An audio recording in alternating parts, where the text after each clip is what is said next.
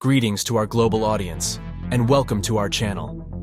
As students and enthusiasts of international relations, we often bear witness to shifting power dynamics, evolving alliances, and transformative economic changes across the globe.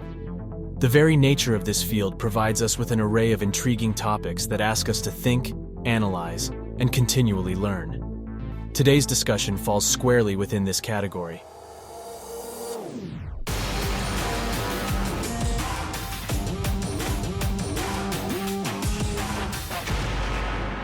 The question we're examining today, is ASEAN becoming the next EU, is one that both provokes curiosity and invites us to engage with an important conversation about regional integration.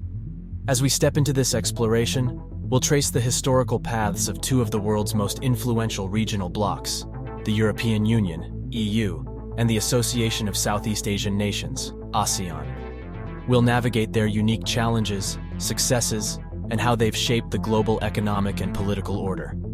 Our lens will also focus on the roles of regional powers and the United States in these transformations.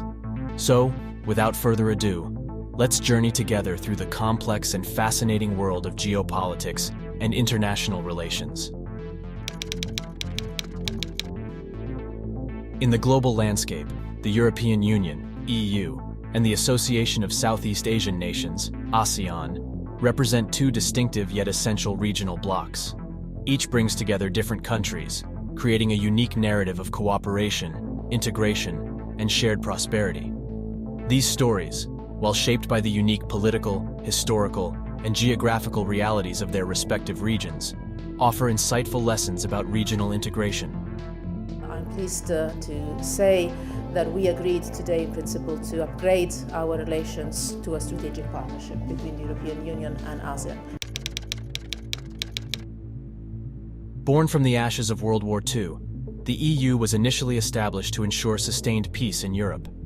6 nations, Belgium, Germany, France, Italy, Luxembourg, and the Netherlands, came together to merge their coal and steel industries, preventing another devastating conflict through economic interdependence. The European community evolved over the decades, adding more members and taking on a more profound political role.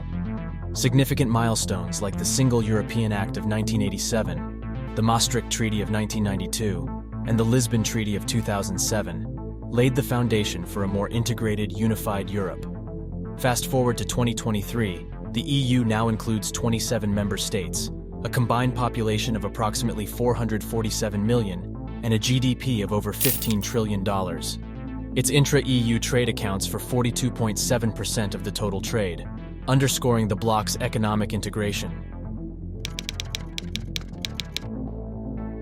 Unlike the EU, ASEAN was primarily driven by political motivations when it was established in 1967. Amid the ideological and geopolitical tensions of the Cold War, the founding members, Indonesia, Malaysia, the Philippines, Singapore, and Thailand, were keen on fostering regional stability.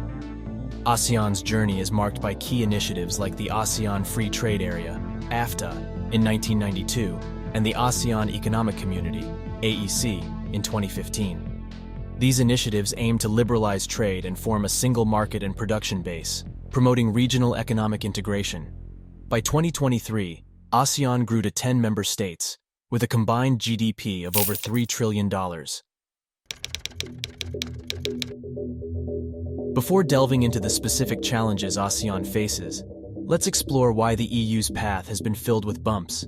The EU, although an economic powerhouse, has seen tensions due to diverse economic and social conditions among its member states. The Eurozone crisis that began in 2009 stands out as a significant instance. Countries like Greece, Portugal, and Ireland faced massive debt issues, and the stronger economies like Germany and France had to bear the brunt of bailouts. This economic imbalance exposed the vulnerability of a shared currency without a corresponding fiscal union. Now, let's switch gears to ASEAN. Unlike the EU, ASEAN has not adopted a single currency, and there are several compelling reasons for this.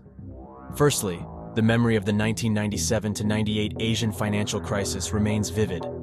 The crisis had a devastating impact on several ASEAN economies and raised questions about the stability of pegging local currencies to a single standard. Moreover, the later Eurozone crisis demonstrated potential pitfalls of a single currency system without strong fiscal controls. The economies of ASEAN countries vary considerably, both in size and development stage. Singapore, for example, had a GDP per capita of over $91,000 in 2023, while Myanmar's was just above $1,100. A single currency could expose weaker economies to financial instability if stronger economies falter. Another major hurdle is geographical. Together, we will tackle the biggest issues of our time, from climate to health security, defend against the significant threats of rule-based order, and to threats to the rule of law. The works of geopolitical theorists like Robert Kaplan and Tim Marshall underscore the influence of geography on regional integration. Unlike Europe, ASEAN nations are divided by seas and vast archipelagos. This geographical disconnection presents challenges for a more integrated political and economic system. In the words of Kaplan, geography is the backdrop to human history itself. In addition to geography, the role of culture, language, and history should not be overlooked. Europe, despite its rich diversity, shares historical commonalities through influences like the Roman Empire, Christianity, and the Enlightenment. These shared experiences provided a semblance of a common identity that aided integration. On the other hand, ASEAN, comprised of countries with distinct historical narratives and cultural identities, faces more significant hurdles in fostering a shared identity. The language barriers are another factor, as there's no common language like English or French in the ASEAN region. Historical conflicts and territorial disagreements add further complexity to ASEAN's path towards deeper integration. Tensions like those surrounding the South China Sea dispute, the border conflict between Cambodia and Thailand, and the internal strife within countries like Myanmar present persistent challenges to unity. Despite the challenges to integration, ASEAN has achieved remarkable economic progress, driven by a combination of market reforms, regional cooperation, and increasing investment from both within and outside the region. Since its inception, ASEAN has grown to become the world's fifth largest economy. Its combined GDP reached over $3 trillion in 2023, with an annual average growth rate of 5.2% between 2000 and 2023. Moreover, foreign direct investment, FDI, into the region has been consistently strong, reaching an estimated $154 billion in 2022. Let's delve into some of the member states' economic strides. Vietnam, for instance, has been one of the world's fastest-growing economies over the past few decades, with an average GDP growth rate of 6.5% per year since the start of the 21st century. Similarly, the Philippines and Indonesia have shown strong economic performance, with average annual GDP growth rates of 6.0% and 5.1% respectively over the same period. Singapore and Malaysia, on the other hand, despite slower growth rates, have continued to climb up the global economic ladder through their commitment to high-value industries and services. Now, how does this compare with the EU?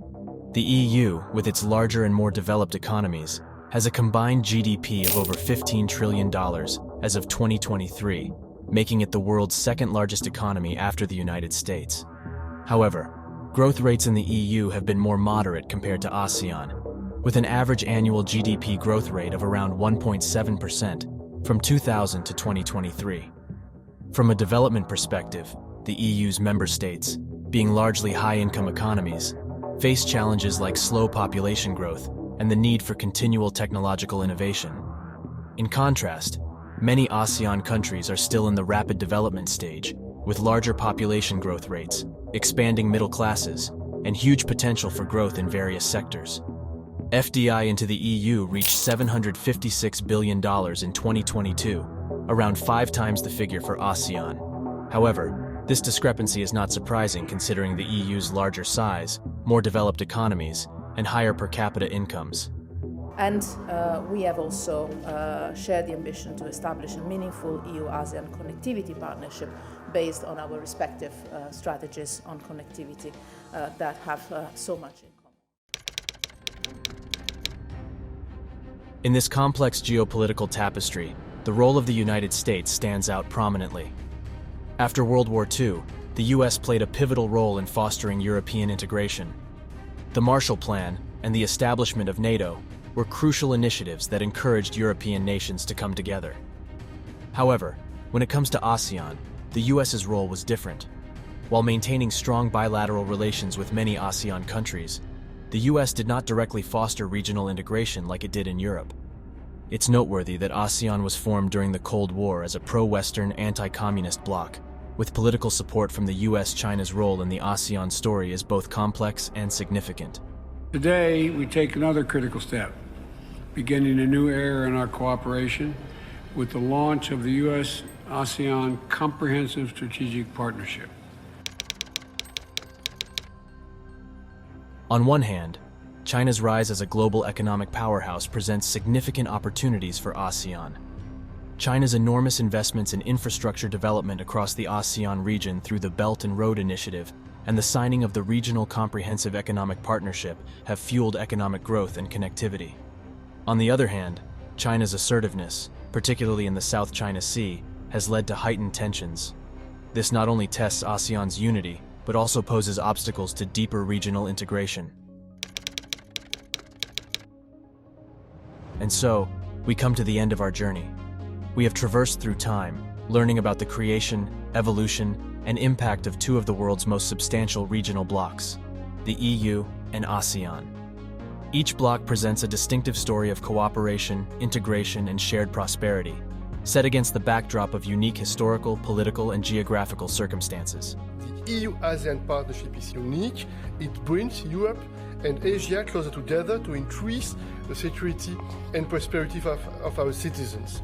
The comparison between ASEAN and the EU doesn't propose a blueprint for ASEAN to follow or a ranking of success. Instead, it offers us a rich tapestry of insights about regional integration, the factors that shape it, and its implications in a rapidly changing world order. Can ASEAN become the next EU? Perhaps a more fitting question would be, how will ASEAN chart its own path towards deeper integration and shared prosperity? Only time can answer this question definitively. Until then, we'll continue to observe, discuss, and learn from these compelling stories of international relations. Thank you for joining us on this fascinating voyage. If you've enjoyed this deep dive and learned something new, don't forget to hit the like button and subscribe to our channel for more enlightening discussions on geopolitics and international relations.